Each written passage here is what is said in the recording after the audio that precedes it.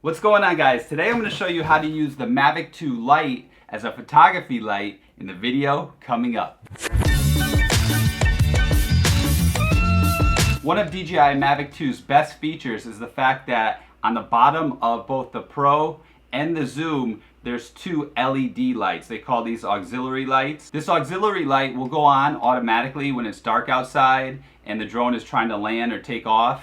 However, you can turn it on and off manually. Alright, being a photographer, I saw this light and I thought to myself, I have to use that for photography. So in this video, I'm going to show you what I've discovered using these two LED lights for photography, and I'm going to give you a step-by-step tutorial and show you how you can do it yourself. So the first thing you got to do is connect your controller to your phone or device, alright, just like so. Then you have to turn on your drone, okay? Then you turn on your controller. All right, then I'm going to go into the app. Now, going into the app, what you're going to do is you're going to go in the upper right-hand corner. There's three little dots. You're going to press that. After you press those three little dots, you're going to press the sensor icon. Okay, once you press the sensor icon, you're going to go all the way to the bottom.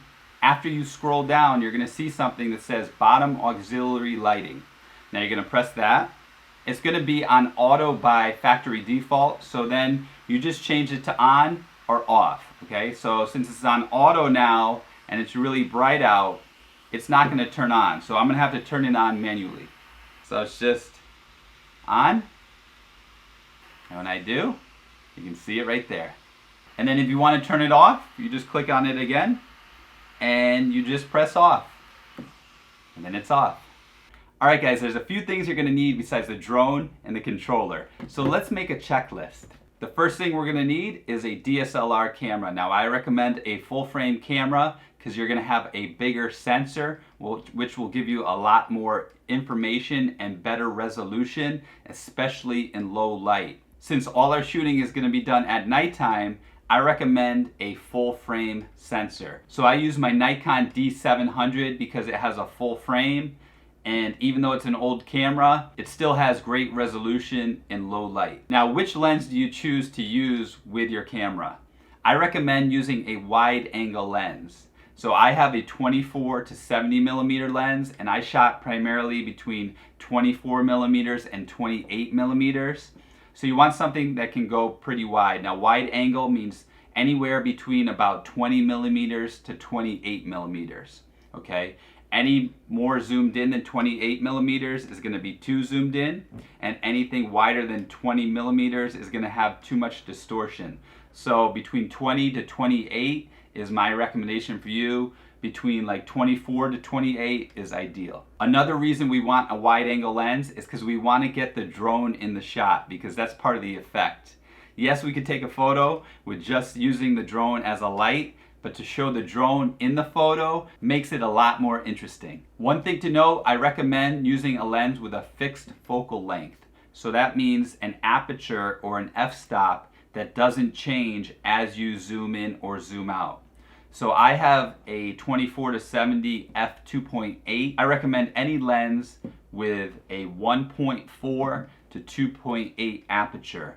That way you can allow a lot of light to come in and you don't have to raise your ISO too high when shooting at nighttime. The next thing you're going to need is a tripod. It doesn't have to be a fancy tripod. It can be any tripod, just as long as it supports your camera and keeps it still. You're going to have to be able to mount your camera on your tripod and make sure that it does not move at all, just like this. After you're done with that, I recommend getting some props or whatever you're going to need to enhance the photo. So since I was shooting at a basketball court for one of my shots, I got this basketball, and then in addition to it, I also wore my jersey, my old 1984 Olympic Michael Jordan jersey, because I like the color red. It fits my own personal and photographic style, and it also matched well with this image on a basketball court. It also helps if you have a little experience with what you're photographing. Alright, so let's get into the shoot. So the first thing you have to decide is where you're going to photograph. Now, you could just go outside and take a picture of yourself, but that's not too exciting, right? You want to make it a little more interesting. So as a photographer, I'm always thinking about the background. Does it add or enhance the photo, or does it take away or detract from the photo? So I wanted to find a place that really enhanced the photo. So what I did was I went downtown to an area of Miami where there's a lot of good artwork, murals, and things on the buildings and walls, because it would really enhance the photos and add a whole new element to it. So one thing to note before we get into the nitty-gritty, always shoot in an area that's safe for you and also where your gear is going to be safe. With that said, I'm a little crazy, so sometimes I go in areas that, things could happen, but that's the way it is. Now I'm going to use this first location as an example of many mistakes I made so that you don't make the same mistakes. But don't worry, as we go along, I'm going to show you how to shoot really well with these auxiliary lights, but I also need to show you what not to do so you don't make those same mistakes. So I got up in the middle of the night because I know no one's going to be around. I can shoot wherever I want, and also it's going to be really dark and I can take photos using my auxiliary lights. Now this first location, I chose this wall of this polar bear because it really resonated with me. It's an incredible painting and I thought it'd be fantastic for a photo. So I went there, I set up my drone, I set up my tripod, I set up my camera, I got ready to take the photo. So one thing I noticed, when I raised my drone up, the light barely shone on the wall. And one reason was there was a lot of lights on the street. So the street lights overpowered the LED lights from the drone. The other mistake I made was that this wall was just so big. If you have a wall or an area that's too big, the light won't really cover it because it's not that powerful. So the lights are powerful, there's two of them, but it's better to choose a wall that's a lot shorter, and it's also better to be in an area that's much darker. So these were a few images that I took. Although they look nice, it didn't really come out the way I wanted to. The light didn't really make the polar bear stand out. It didn't really shine a light on me.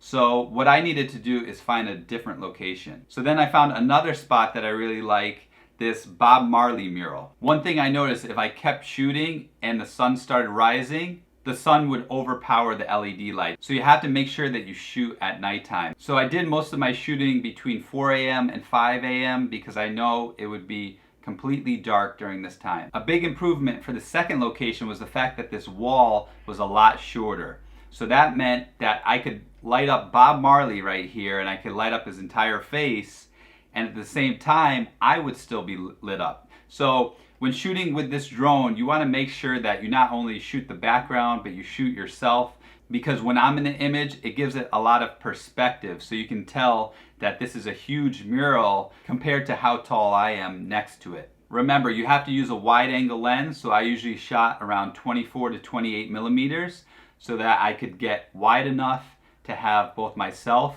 the background, and the drone in the shot. And also, if you notice, you can see things like this moon in the shot right here, which also adds another dimension of interest to the shot. So what I like to do is move the tripod and camera physically closer to the image or further away. So you're gonna have to experiment, move it close, move it back, and get it in the spot that you like. Once you get it in the spot that you like, you're also gonna have to consider what camera settings to use. So I'm gonna let you know from experience what camera settings work well for me. So I always try to keep the ISO as low as possible. Therefore, I shot with a low f-stop number. So I shot at f2.8 because that was the lowest f-stop number and the most amount of light that I could let in with the camera lens that I had. I used a shutter speed of 1/30th of a second to 1/50th of a second. I didn't want to go any faster than 1/50th of a second because I wanted to keep the ISO low.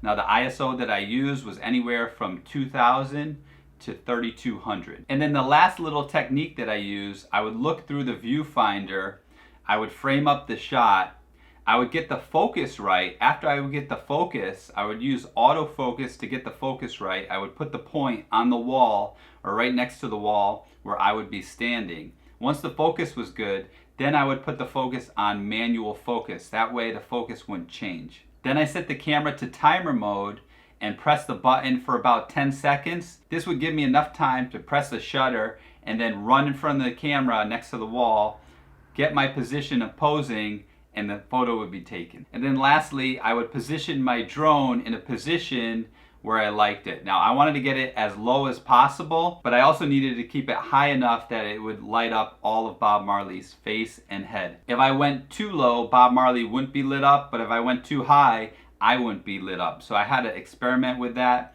But also be careful, don't crash your drone, stay away from walls. Anything that's metal also might affect it. So after all that, these are a few of the shots that I got.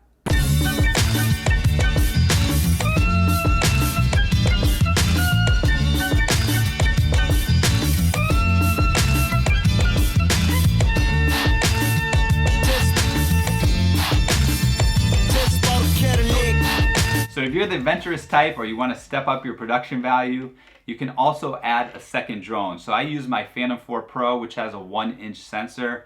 I suggest the Mavic 2 Pro would also work, or an Inspire 2 would be ideal with the X7 camera, because the X7 is best in low light. I didn't have an X7, so I used my Phantom 4 Pro, and I took a few photos using that. It did turn out as well as my camera, but it still was worth experimenting.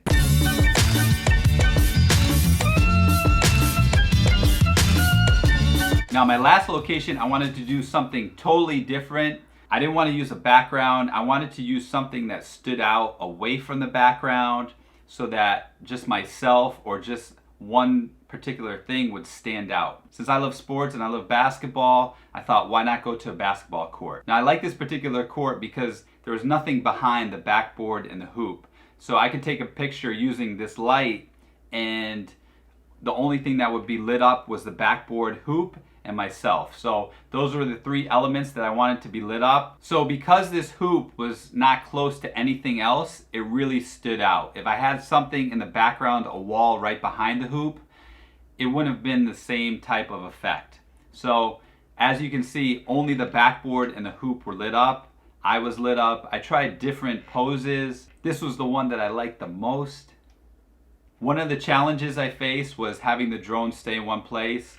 I maneuvered it in tripod mode, so it would move very slowly, but at the same time I put it in normal GPS mode. Now you can change it from tripod to GPS mode just by placing your finger on the right side of the controller.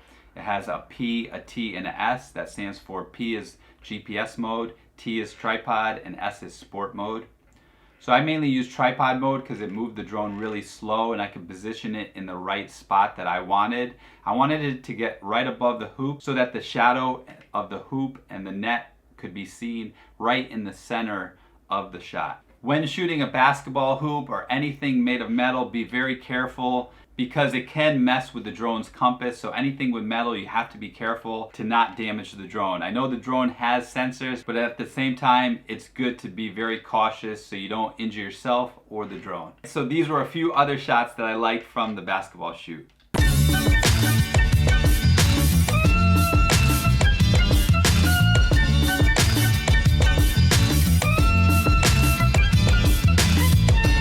Alright guys, so before I end this video, I just want to recap some of the things that I learned that can help you.